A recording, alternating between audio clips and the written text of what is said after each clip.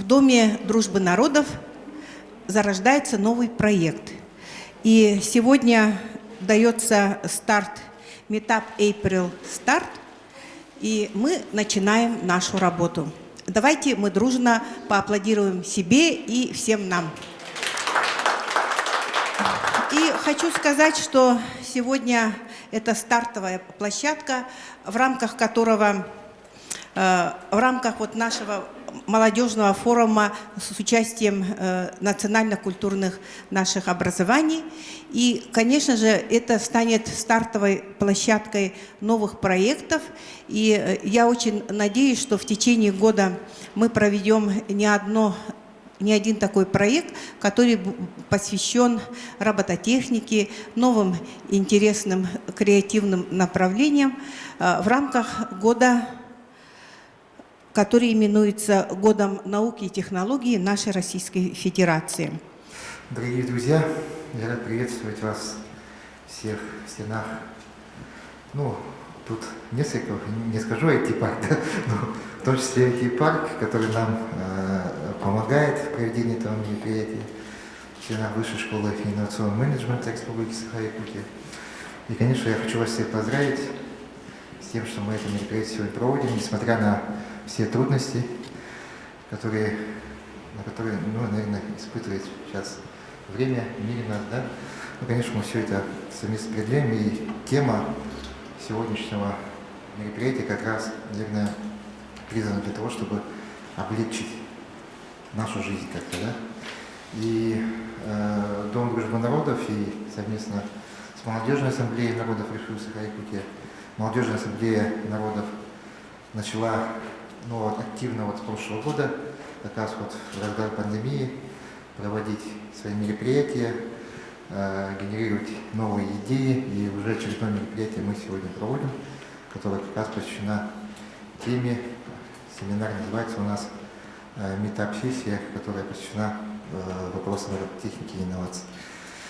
И это говорит о том, что наша молодежь, представители диаспор, национально-культурных объединений нашей республики находится в тренде как раз той политики нашего руководства нашей республики, которая как раз направлена на поддержку IT-индустрии, креативных индустрий, инноваций и так далее. Да? Для нас это очень важно, что мы совместно с Министерством инноваций, информационных технологий и цифрового развития, IT-парком, технопарком Якутия, с Высшей школы инновационного менеджмента проводим такое мероприятие. Я надеюсь, что такие мероприятия у нас станут традиционными. Это у нас первый семинар. И, конечно, мы готовы также делиться своими идеями, предложениями, в том числе и реализовывать ваши идеи и предложения, которые направлены на облегчение нашей с вами жизни. Спасибо.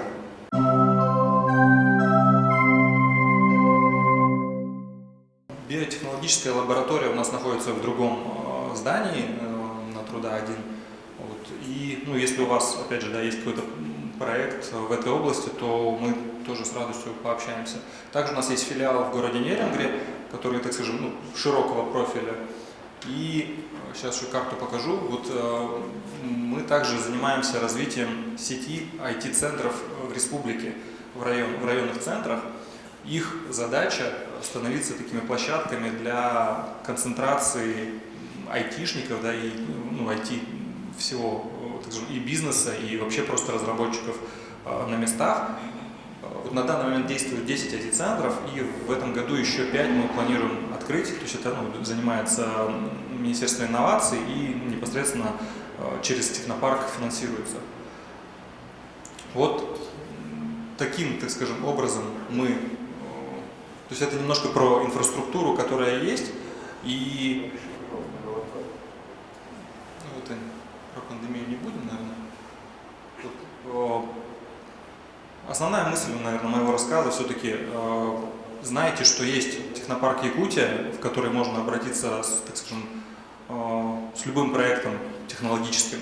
Также есть множество других институтов развития, в том числе есть и те институты развития, которые предоставляют финансирование. То есть если у вас есть какой-то проект, но не хватает финансирования. Также там есть фонд развития инноваций, есть другие компании, там, ну, есть венчурная компания Якутия.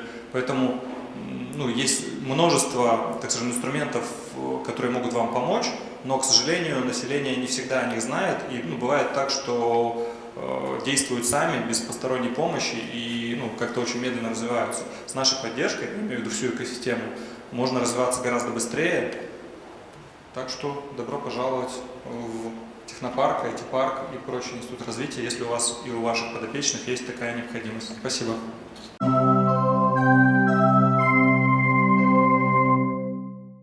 Добрый день, рада всех приветствовать.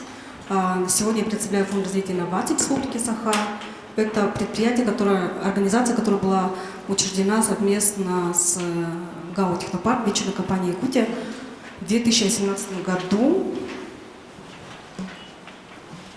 Вот, в соответствии с указом главы об инновационном цифровом развитии.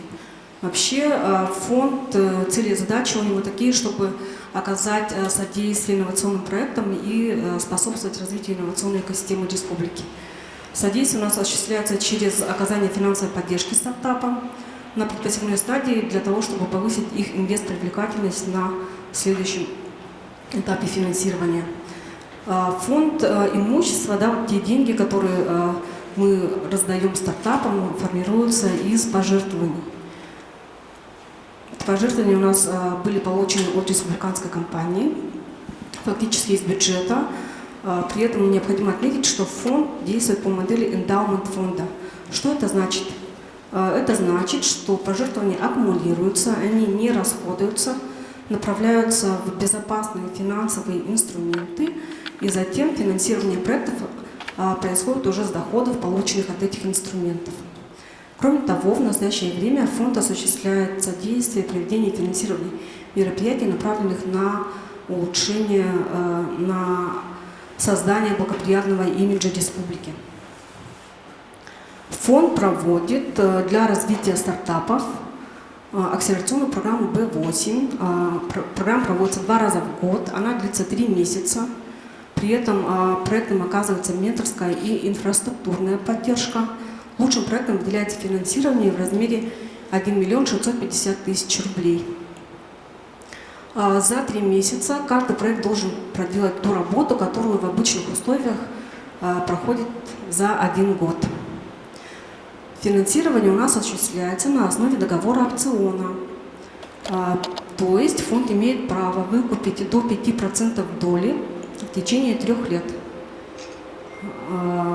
Деньги должны быть направлены именно на финансирование проекта, на развитие самого проекта, а не на какие-то там, допустим, дополнительные услуги, которые необходимы организации, которая этот проект осуществляет. Всего с начала действия акселерационной программы было рассмотрено 285 заявок, из них отобрано 55 проектов. И мы надеемся, что с учетом 5-го потока, который сейчас идет, будет профинансировано 39 проектов. При этом необходимо отметить, что в первом потоке принимались заявки только с Республики Саха. Начиная со 2-го потока в акселератор уже принимались заявки с Дальнего Востока, и с 3-го потока уже со всей России. Во 2-м потоке у нас, допустим, было профинансировано 3 проекта с Дальнего Востока.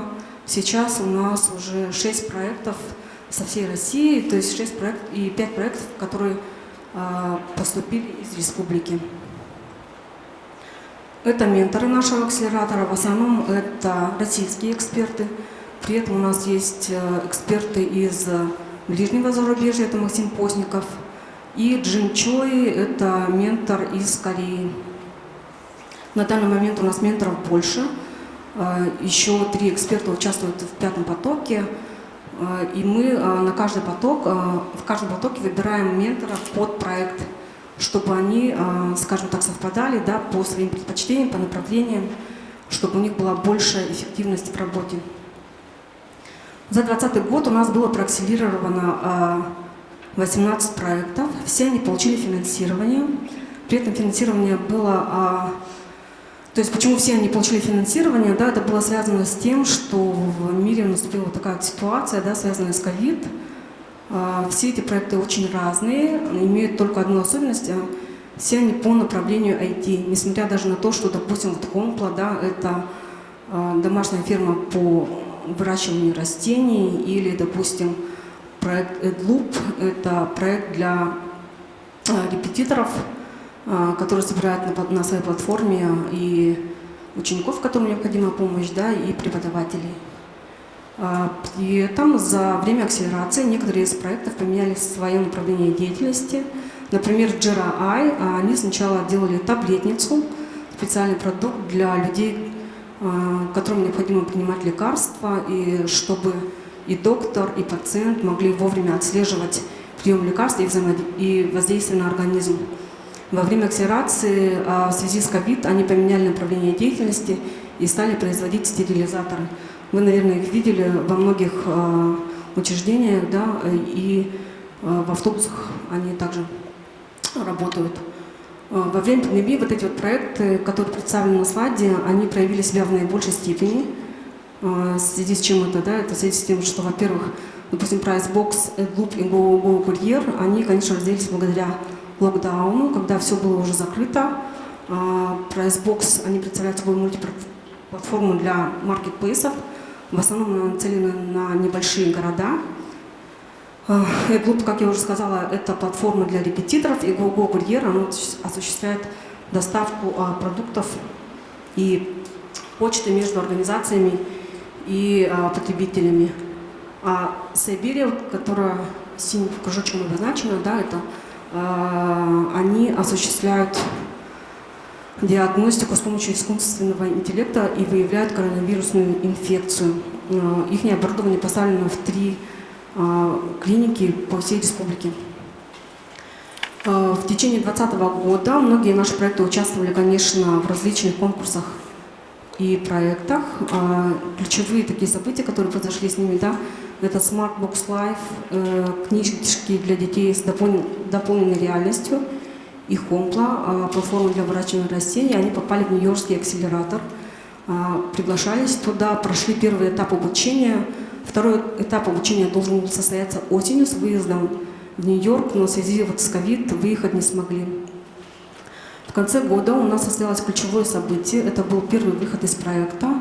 В данном случае это проект Job Drop. Вы, наверное, все слышали о нем, да, в новостях во всех местных. Это событие было освещено, они попали в InDriver и стали его частью. Для проектов, которые подают заявку в акселератор, в связи с ужесточением условий отбора, да, у нас 4-го потока к проектам, к заявкам предъявляются дополнительные требования. Они должны иметь минимальный жизнеспособный продукт и какие-то минимальные продажи. Для того, чтобы помочь стартапам уже определиться с рынком, с продуктом, был создан преакселератор B8. Он проходит в формате онлайн, длится примерно месяц. Во время преакселератора каждый проект может определиться уже с тем направлением, которое ему необходимо развивать. Вообще сама программа оформлена по методике 24 шагов дисциплинированного предпринимательства. В начале эта программа у нас входила в сам акселератор, но вот в связи с тем, чтобы повысить качество проектов, да, мы решили выделить его в отдельную программу.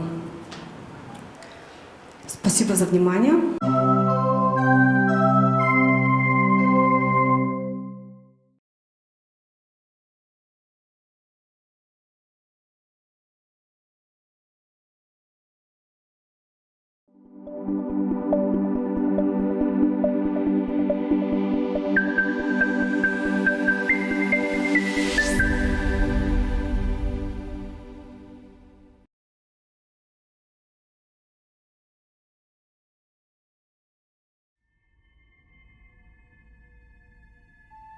Когда начинается главная игра твоей жизни, когда захватывает и дарит первые мгновения истинного триумфа, как иногда хочется поделиться с близкими. Связь в главные моменты. Это история, за время которой трудные дни сменяются днями, определяющими будущее.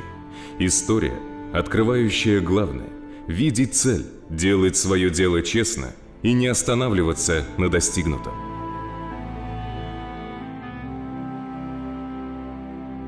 Голосовая роботизированная медиаплатформа, переводчик с русского на эвенкийский язык, работающий на основе искусственного интеллекта Аяна. Проект в конце лета 2020 года стал победителем грантового конкурса Министерства по развитию Арктики. Проект также получил софинансирование от группы компаний Arctic Capital. Проект официально был презентован 19 февраля 2021 года в городе Якутске. Прошли также официальные презентации в двух национальных эвенкийских районах Якутии – Оленёкском и Жиганском. Жители национальных районов приняли Аяну с воодушевлением и с радостью.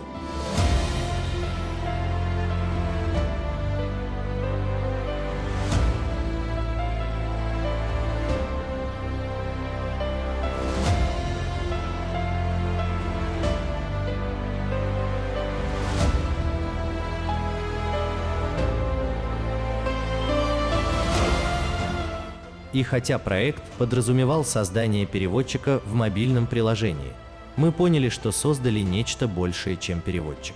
Аяна в ходе дополнительно проведенных исследований научилась не только переводить. Она может включить вам эвенкийскую песню и видео, картинки и интерактивные элементы.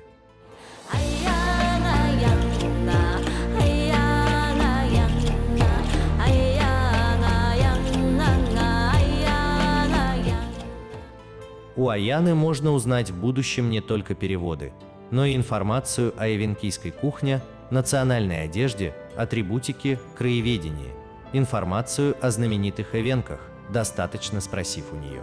Технология, заложенная в ней, позволяет в полной мере эти сегменты реализовать. После реализации приложения встал очень серьезный вопрос. Сейчас в настоящее время Аяна работает только в условиях устойчиво быстрого мобильного интернета. А мы знаем, что многие эвенки живут в местах не то чтобы слабый интернет, он может там и вовсе отсутствовать.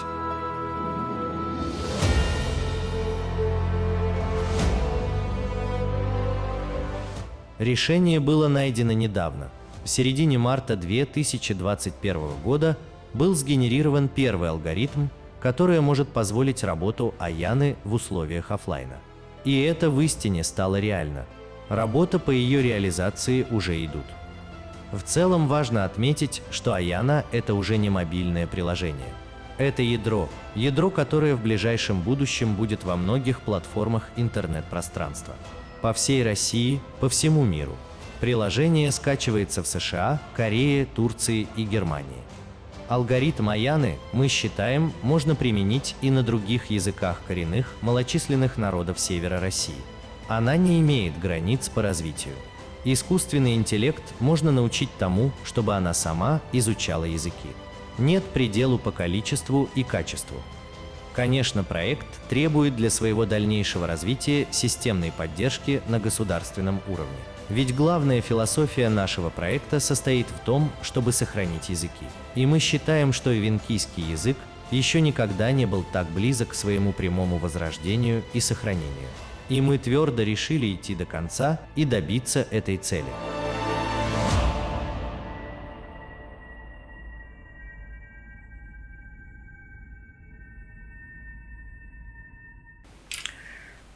Добрый день, меня зовут Апрасимов Николай Андреевич, я автор и разработчик проекта Аяна. Это голосовая медиаплатформа, переводчик с русского на эвенкийский язык, работающий на основе искусственного интеллекта. Определенного дня не было, в котором говорит, как говорится, я создам вот такой продукт, она будет работать так-то, и она будет называться так-то. Такого дня именно не было. Аяна является продуктом, как говорится, таких удивительных довольно случайностей, да, и совокупных событий, как говорится, в которые в моей жизни точно не было. Был обычный день, лето 2019 года. Я шел в магазин, мы же каждый день ходим в магазин, да, получается. Вот я вот шел в магазин, как обычный день был, и решил завернуть в сторону администрации Улуса Амгинского района. Вот. Зашел к другу, поздоровался, и, привет, пока. Вот так вот и собирался уходить, тот предложил мне участвовать в Синергии Севера на форуме, который должен был проводиться в Намсах. Ну, я согласился, я не хотел туда пойти, да, но я согласился. Вот. Поехали, ну, и уже записался. Попал на форум в Намсах, да, 2019 года. Там я познакомился с представителями коренных малочисленных народов Севера, с эвенками, да. Были энтузиасты, которые обучали бесплатно эвенкийскому языку, но они говорили, что нету людей, которые хотят обучаться языку. Ну, то есть не хватает людей, да.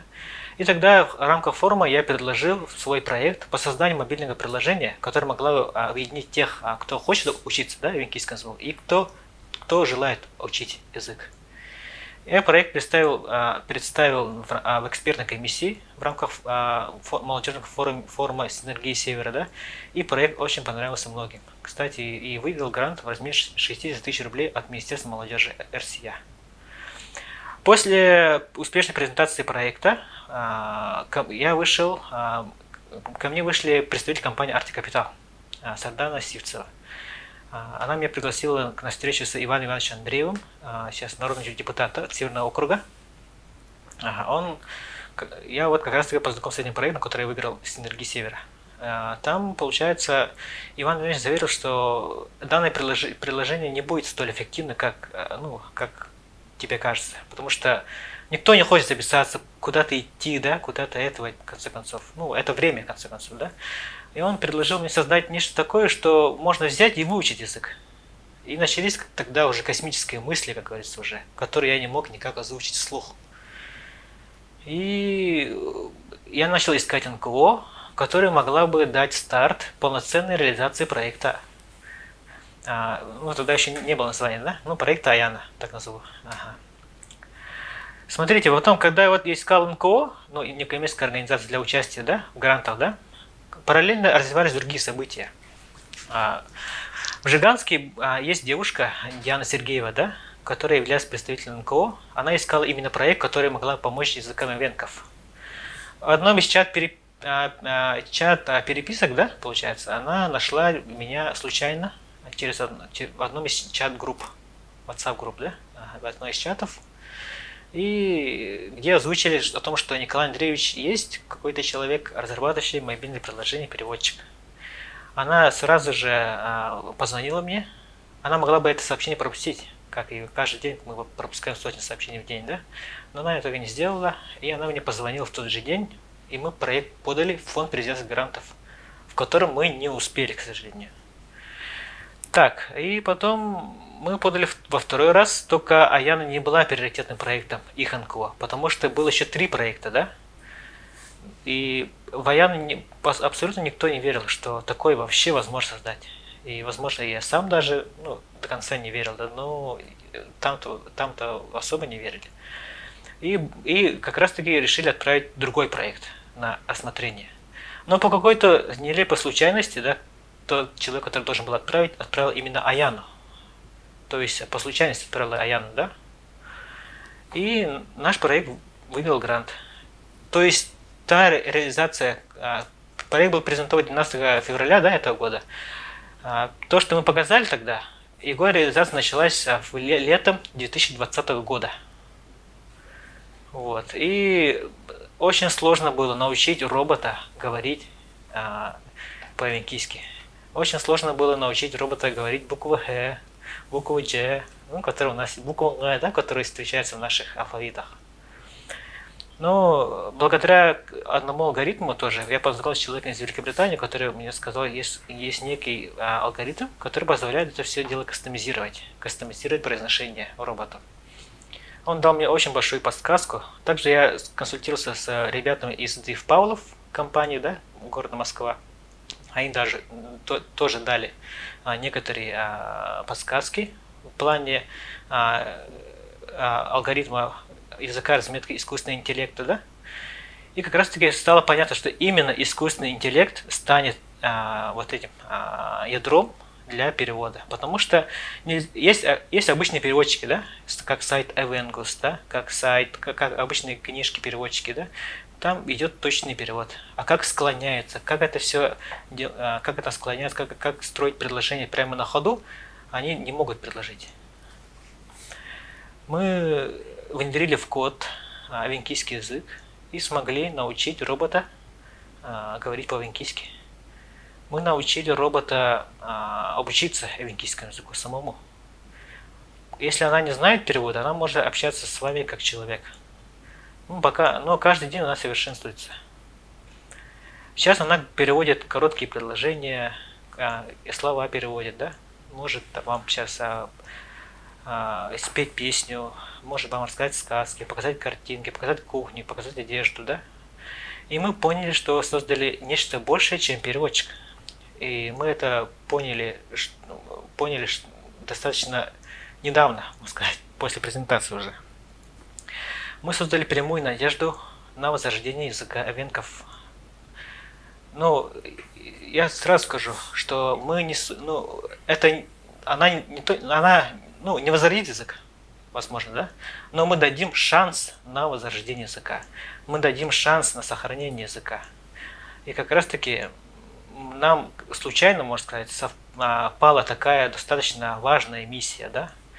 Это важная эстафета сохранения языка эвенков.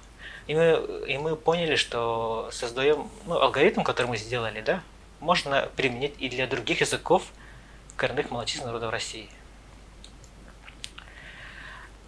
Обычные проекты уже пишутся, делаются и издаются, но наш проект сейчас уже долгоиграющий. Аяна это уже не мобильное приложение. Аяна это уже ядро, которое будет везде скоро. Она будет и в Алисе, она будет и в Телеграме, она будет и в Google Assistant. Аяна скоро будет также и в Маруси, и в интернет-порталах и чатах. Очень много работы еще предстоит. Мы не питаем никаких иллюзий насчет создания. Мы не питаем никаких, как говорится, надежд, что у нас все будет круто, да? Но проект сам по себе никак не прощает поднятие в небеса и требует постоянного нахождения на земле и трезвого ума. И мы понимаем всю ответственность и насколько это все сложно. Но ради чего это делается? Ради того, чтобы получить отзывы от людей. Ради возрождения языка это громко сказано, конечно, но ради того, чтобы дать какую-то надежду людям, чтобы это все консолидировать людей на благо на благо сохранения языка, на благо его популяризации. Это очень большая и сложная миссия, которую мы должны выполнить. Аяна не будет такой, какой сегодня, завтра. Она будет другой через месяц, она будет другой через год. Эта машина постоянно развивается и будет развиваться дальше. Я хочу всем заверить, что проект Аяна не является моим персональным проектом. Он не является полностью таким моим продуктом. Да? Это продукт большого количества людей, продукт помощи большого количества людей. Да? Я хочу поблагодарить НКО Алагун, да, в помощи и содействии в создании проекта Аяна. Они сильно всегда переживали за будущее эвенков, за будущее нашего народа, да. И как раз таки продукт того, что продукт их переживаний стал именно вот такая мощная помощь в создании проекта Аяна. Также я хочу поблагодарить наших спонсоров. Это генерального директора группы компании Arctic Capital Матвея Николаевича Евсеева и Министерство по развитию Арктики в лице министра Черноградского Владимира Николаевича. Мы понимаем, что работа дальше предстоит большая. Также я хочу поблагодарить своих людей. Это Петрова Констанцию Константиновну. Это она молодая носительница эвенкийского языка из села Тяня Оленкунского улуса. И свою учительницу эвенкийского языка Клавдию Никитину Макарову из города Нерюнгри. Хочу добавить также своих коллег из города Томск, коллег из Великобритании и коллег из города Минск, Республики Беларусь. И также из компании Дыв Павлов города Москва. Странно, что я сам никогда в жизни так ни с кем не консолидировался вообще. И именно какой стержень держит, чтобы так с людьми общаться, я не могу сказать. Я никогда так с людьми так плотно не общался ради чего-то, да. Но почему-то мне люди сильно помогают. И всегда помогали, до сих пор помогают, да. И складывается ощущение, что мы действительно рождаем надежду. Также я хочу пожелать участникам форума, главное, эта фраза везде озвучивается, да, нужно стремиться, нужно быть упорным, да, и никогда не сомневайтесь в этих словах. Они действительно работают, это действительно очень важно. Никогда, никогда в себе не сомневайтесь, потому что я буквально полгода назад не знал, что такое искусственный интеллект. Я сам по профессии эколог, да, работал лесником, работал грузчиком, автомойщиком, разных профессиях работал. Но никогда не думал, что когда-то через 2 года я создам такое, потому что у меня была мечта, у меня была цель, и у человека есть мечта, я думаю, и никогда в себе не нужно сомневаться, и нужно идти вперед. Эти слова везде озвучиваются, но они действительно работают и будут работать. Добрый день, очень рада вас всех видеть. Позвольте вам рассказать про наш детский технопарк «Кванториум». «Кванториум» у нас находится, как сказали, во Дворце детского творчества, работает уже 3-й год. Как мы уже знаем, изменения происходят во всей системе образования. Да? Особый прорыв – это, конечно же, дополнительное образование и те возможности, которые оно дает детям сейчас. Фонд новых форм развития образования, который в свою очередь является проектным офисом национального проекта образования, продолжает активно развивать сеть детских технопарков «Кванториум». На сегодняшний момент функционирует 89 площадок в 62 регионах России. Созданием инновационных площадок, таких как «Кванториум», дополнительное образование в нашем регионе, несомненно, получило новый вектор развития, так как основные навыки, которые мы даем детям, способствуют быстрому и уверенному ориентированию в сложном современном мире. Такие навыки, как изобретательство, самомотивация и, конечно же, умение работать в команде. Основные нормативные документы, регулирующие деятельность «Кванториума», это в первую очередь распоряжение главы, соглашение с агентством стратегических инициатив о взаимодействии и соглашение с Министерством просвещения о предоставлении субсидий для оснащения технопарка из федерального бюджета. Так, чем же занимаются дети в «Кванториуме», спросите вы? Например, на занятиях в геоквантуме, давайте я вам еще расскажу, 9 направлений, все направления у нас называются квантумы. В геоквантуме дети обучаются картографии и проектированию виртуальных карт местности, работают с космическими снимками, аэрофотосъемкой и также строят 3D-города. В аэроквантуме дети проходят все этапы жизненного цикла выпуска летательных аппаратов, узнают, что такое квадрокоптер, учатся программировать, пилотировать, также учатся печатать на 3D-принтере.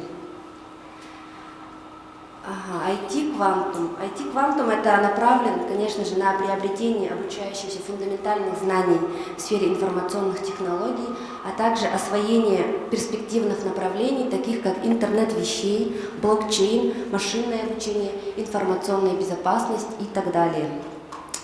VR-квантум. В VR-квантуме дети осваивают объемную визуализацию, работают с виртуальной и дополненной реальностью. Также есть направление Energy Quantum, где дети изучают альтернативные источники энергии, Prom-RoboQuantum, промышленная робототехника, Neuro-Quantum дает детям теоретические знания и практические навыки в новой, динамически развивающейся области, практически не затронутой в школьной программе, то есть в нейробиологии и нейрохирургии. Космо-квантум погружает детей в различные области космонавтики и пройти полный жизненный цикл создания космических аппаратов. И также у нас имеется хай-тек-цех. Хай-тек-цех – это у нас сердце «Кванториума», где реализуются почти все прототипы наших проектов. С момента открытия у нас прошли обучение более 1500 школьников, около 500 участников республиканского и регионального уровня мероприятий, более 150 участников федерального и международного уровня. Организовано более 80 мероприятий на площадке Кванториума, подписано 12 соглашений о партнерстве с компаниями, сформировано 27 проектных групп, которые работают над кейсами от компаний-партнеров. За год разработано более 70 проектов, это за 2020-2021 учебный год. Например, недавно ребята представили свой проект под названием «Микрогрид». Это такая система, которая включает собственные источники генерации энергии и в кризисной ситуации способна взять на себя задачу удовлетворения спроса. С этим проектом ребята Energy Quantum заняли первое место в дальневосточном конкурсе «Я инженер». Также в декабре прошлого года проектная группа VR Quantum приняли участие в международной конференции, которая проходила в Мексике в дистанционном формате. Команда представила робота-уборщика водоемов, устройство в виде катамарана, который убирает поверхностный мусор из водоемов.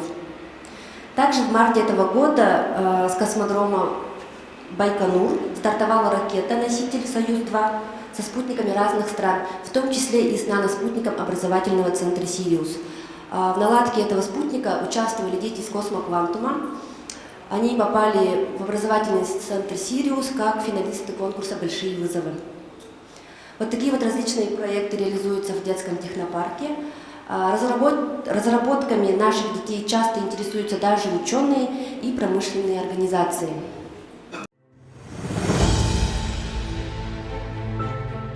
Вы когда-нибудь задумывались, что ждет нас и нашу планету в ближайшем будущем? Достигнет ли наука новых высот? Изобретет ли искусственный интеллект? Об этом расскажет история одного мальчика. Меня зовут Кирилл, мне 12 лет, я хочу быть изобретателем, как Илон Маск.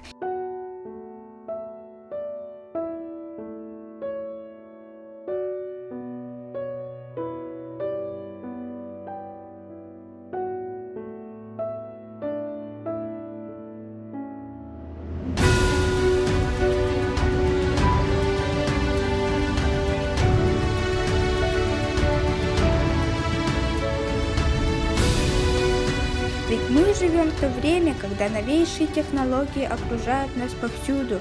Я хочу принимать активное участие в создании будущего мира. Получится ли у меня реализовать свои задумки?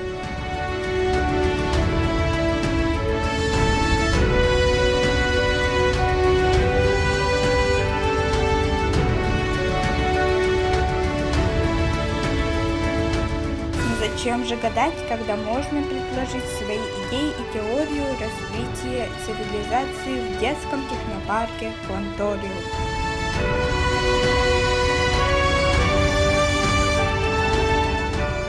Ведь именно здесь у меня получится разработать свой первый транспорт на водородном топливном элементе. Найти единомышленников, собрать команду и содействовать ускоренному техническому развитию мира. Командная работа – это лучший способ достичь цели и создать свои будущие мечты. Кванториум воспитывает поколение детей, способных обеспечить будущий технологический прорыв. Спасибо большое. И в заключение хотелось бы сказать, так как сегодняшний мир меняется очень быстро, и для того, чтобы быть на волне изменений, нам всем нужны новые компетенции и навыки. В Кванториуме дети получают знания и навыки по самым современным направлениям. И нашей основной задачей является развитие творческого потенциала детей, воспитание будущих высококлассных специалистов в стратегически важных областях российской науки и техники.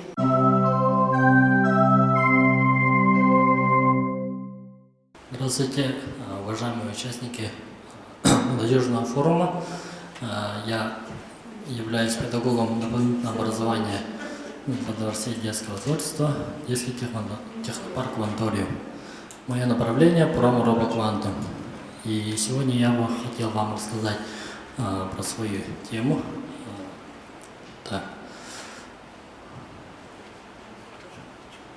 Презентация включена, да? Развитие научно-технического творчества в кружке «Промо-робоквант».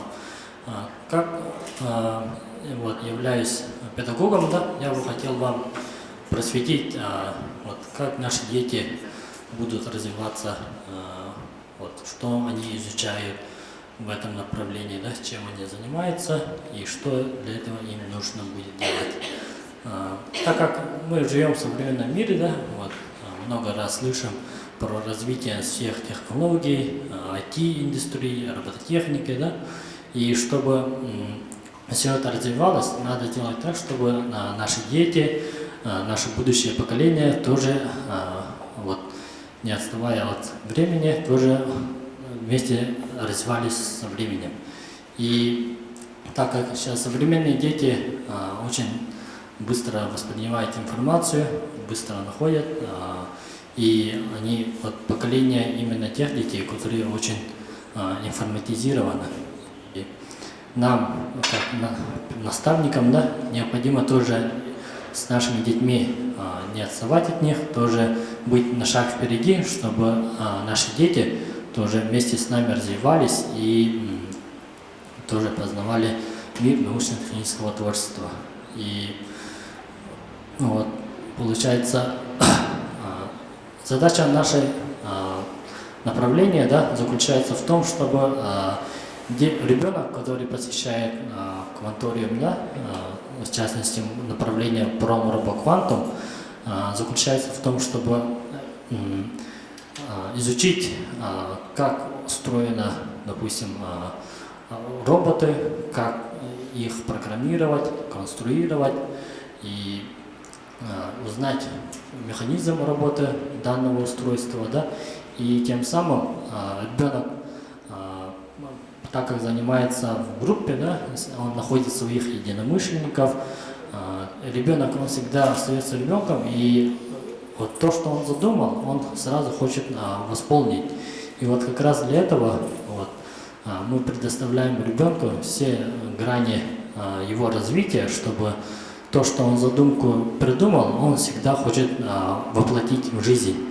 И как раз задача наставников заключается в том, чтобы ребенок все время постарался делать так, чтобы он свои новые вот, свои фантазии, вот, допустим, да, какого-нибудь робота хочет собрать, и чтобы он сам воплотил это в жизнь. И получается, ребенок,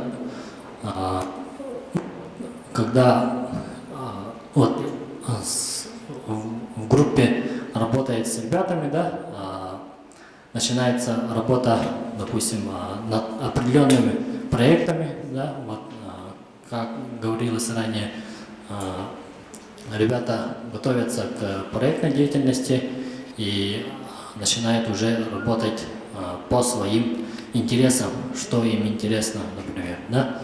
И помимо этого, вот, проектных деятельностей, еще ребята участвуют параллельно в конкурсах по робототехнике, да,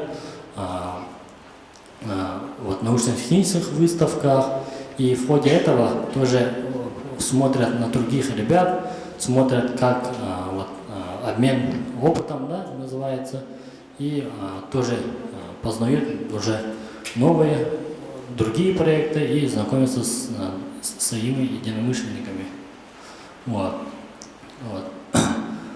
И получается, процесс формирования научно-технического творчества учащихся направлен на непосредственно изучение основных частей объекта, вот, исследования, да, чтобы человек, ребенок стал социальным, и чтобы, когда он вырастет и вот, будет работать над уже серьезными проектами, да, и то, что он делал в школе, вот как раз он будет использовать в своей жизни. Вот как раз, так как мы всегда слушаем же, да, слова как проекты, вот, кейсы, да, вот как раз вот те слова, которые он все время изучает в кванториуме, да, он будет использовать в своей будущей жизни, и как раз его профессия может быть связана как раз с той деятельностью, которой он еще занимался в школе. Вот. То есть тут еще и получается профориентационная работа идет. Ребенок может какой-то ученый может быть, да, или может космонавтикой может интересуется, да, и так далее. Вот. Ну вот, научно-техническое творчество предполагает создание технических моделей с опорой на научные знания. Вот. При проектировании, например, определенного робота, да, ребенок представляет сначала, вот, как должен выглядеть его устройство, да, как он должен работать, какие функции он должен выполнять. Он все это должен в голове себя придумать и воплотить. А вот чтобы сделать это, ему нужно вот как раз свои единомышленники. Вот работа в команде вот как раз очень помогает. Так как проект это очень сложный на самом деле, да, вот казалось бы, да, но при реализации проекта нужна именно хорошая команда. И ребенок, он вот, остается, вот, ну, ребенок такой всегда хочет с кем-то общаться, да, с своими сверстниками, и ребенку легче объяснить, чем взрослому. Вот, допустим, вот, ты, например, говоришь, вот, нужно реализовать такой-то проект, который мог бы помогать, например, обществу, например, да, вот. И ребенок сразу понимает и сам предлагает свои идеи. Вот, например, можно сделать какого-то робота или какое-то устройство, который мог бы, например, помогать людям с ограниченными возможностями, да, например, да, и вот как раз предлагает свой прототип своего устройства. Таким вот образом ребенок воплощает свои идеи.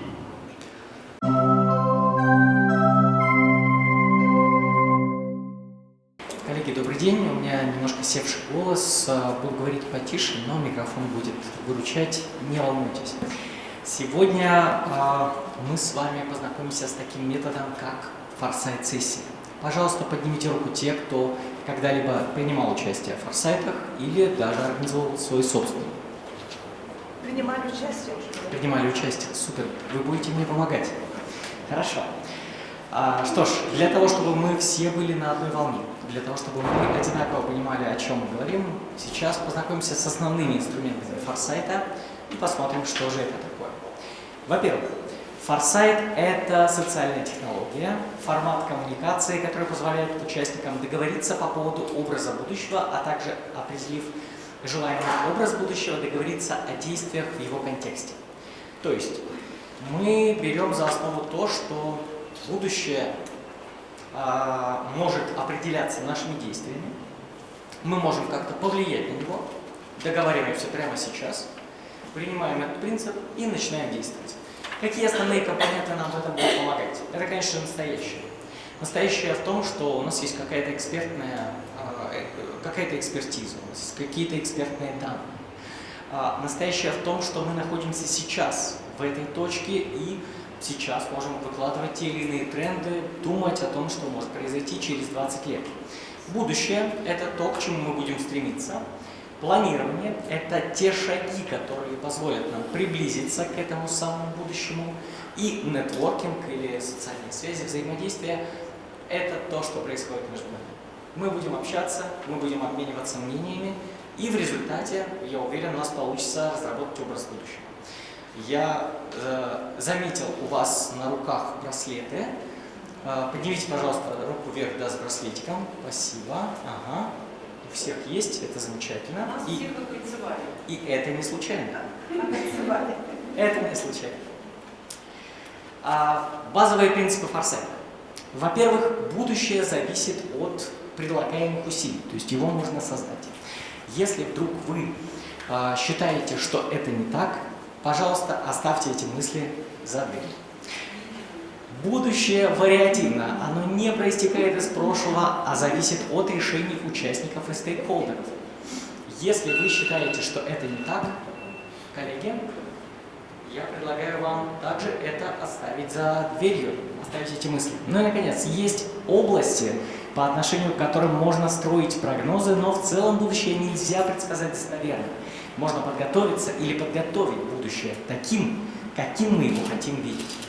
Мы максимально проникаемся идеей того, что мы демиурги, мы можем создавать то будущее, которое лежит в основе нашего экспертного мнения, и сегодня постараемся это сделать. Что нам в этом понадобится? Что нам в этом поможет? Это прежде всего тренды.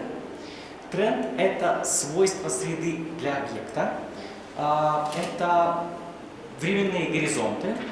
Тренд может быть восходящим и нисходящим, устойчивым, изменяющимся. Уверен, что эти слова вам ничего не говорят. Будем рассматривать на примерах. Например, сейчас мы находимся на точке 2021 года. Я совершенно уверен, поскольку я, например, специалист в IT, что количество IT-специалистов в Республике Саха-Якутия к 2032 году увеличится на 20%. Рядом со мной сидит другой специалист IT и говорит: слушай, не на 20, а на 22. Я говорю: да, ты прав, фиксируем 22. Фиксируем эту информацию на тренде. Можно назвать его как-то, не знаю, там, IT-индустрия, можно что-то сделать, но фиксируем это описание и крепим. Дальше мы понимаем, в принципе, временной срок до 2032 года. Понятно, да? Ну, это экспертное мнение. Нам сказали эти специалисты. И он может быть восходящий, то есть увеличивается что-то, или нисходящий, то есть уменьшится. Например, количество, если мы будем говорить о медицине, количество людей, которые курят, оно сократится на 10% к какому-то году. Это нисходящий тренд. Пока вроде бы все понятно. Идем дальше. Следующий инструмент, который вам поможет дальше двигаться, эти слайды будут с нами всегда, и мы к ним сможем возвращаться на протяжении всей факт-сессии, это события и вызовы. Какие критические события могут переломить ход трендов, стартовать новые тренды? Вот что по итогам этого тренда может такого произойти, что в результате у нас поменяется картина вокруг? Ограничения. Возможно, ограничения, возможно, наоборот, возможности, которые мы получим. Ограничения, вот вам пример ограничений. Мы, например, не проводим достаточное количество клинических испытаний в ряде бактерий, или наоборот, проводим слишком большое количество испытаний. В результате тренд этот был, там, увеличение количества этих испытаний. Бах, произошло событие, появился коронавирус 19, да, SARS-19, и появился новый тренд уже. Все ходят в масках и перчатках. Какие есть вызовы для субъектов данного пространства форсайта? Всегда, так или иначе, тренд будет затрагивать каких-то людей. И более того, тренд может быть для кого-то хорошим, а для кого-то плохим. Например, для государства, если мы повысим налог, это скорее будет восприниматься как благо. А вот для предприятий, которые будут этот налог платить, это уже зло, конечно. И какие события обозначают точку перелома, в которой что-то происходит с трендом. То есть у нас будет карточка события, мы ее должны будем максимально описать. Что же предстоит? Мы с вами разделимся на команды. Угадайте, по какому принципу? По окольцовыванию. По окольцованию, да, действительно. По цвету. Замечательно, по цветам, супер.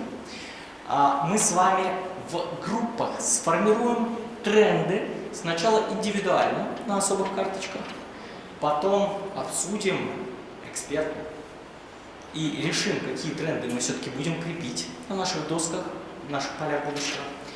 Далее мы сформируем события, которые могут произойти по итогам этих трендов.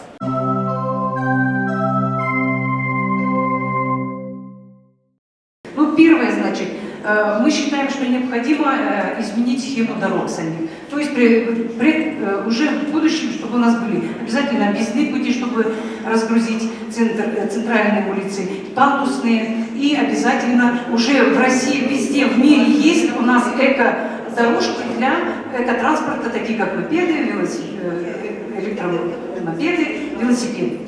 Так как у нас тема была добыча полезных ископаемых, к 2040 году думаем, что нефть будет наоборот меньше требоваться, да, так как уже не актуально будет потому что уже к 2030 году Америка, как один из лидирующих стран, уже запрещает двигатели внутреннего сгорания, уже запрещает, и будет уже бум электромобилей, так скажем, да, и все будут последовать к этому примеру. Правильно? Медицина – это настолько важная вещь, что о ней мы задумываемся не так часто. Может быть, это, грубо говоря, самый последний момент. И многие области, которые сейчас укажу, на данный момент укажу именно тренды, которые происходят. Это именно увеличение продолжительности жизни. Данный тренд, он идет очень долго. В данный момент он продолжается до сих пор. Он как начался с 19 века, так и продолжается. Почему? Потому что мы начинаем жить все лучше и лучше. Даже сейчас люди лет 100 назад жили не так, как мы сейчас живем. Направление по экосистемам. Да. За счет того, что у нас увеличивается количество новых технологий, сейчас практически абсолютно у всех есть свои смартфоны, гаджеты. На гаджетах создаются новые профессии, допустим, как IT, связанные с IT. И это может привести к тому, что появятся новые профессии, да, старые исчезнут. Появляются новые профессии. Из-за того, что появляются новые профессии, старые они уже не актуальны и исчезают. Дорогие друзья, уважаемые участники форума, что я могу сказать? К 2040 году никого из нас не будет. Почему? Потому что экология у нас сейчас одна из основных проблем. Человеку дышать становится все труднее и труднее, потому что воздух засорен. На земле у нас не трава, а пластик. Его можно избежать, если на сегодняшний день каждый из нас и каждый из вас, например, уберет за собой пластиковую бутылку, уберет за собой пластиковый стаканчик, уберет за собой бумагу и сдаст ее в переработку. Коллеги, категорически не согласен. Наше будущее... Просто не успела оговориться. Зависит от инициативы, которая в последующем, извините. Наше будущее зависит от нас самих. Поэтому те идеи, те фантазии, может быть, где-то мечты, которые вы набросали, обязательно сфотографируйте, обязательно посмотрите на то, что сбудется, и обязательно посмотрите на то, к 2040 году, к чему вы приложили свою руку и реализовали это, да, начиная с 2021 года. Спасибо большое за эту сессию. Спасибо большое. Сегодняшнее мероприятие показало, что да, на самом деле это очень актуально, и в нашей жизни мы каждый день непрерывно с этим встречаемся, и то, что с каждым годом все больше и больше будем с этим встречаться. Поэтому всем огромное спасибо за то, что мы, так скажем, в первую очередь нашим спикерам, преподавателям, нашему тренеру, наверное, стоит отдельно поблагодарить его. То, что каждый из нас получил сегодня некую такую, скажем, всех крылатая фраза, компетенцию именно в плане IT-технологий, имеется IT-парка, да, и вообще все, что связано с этим.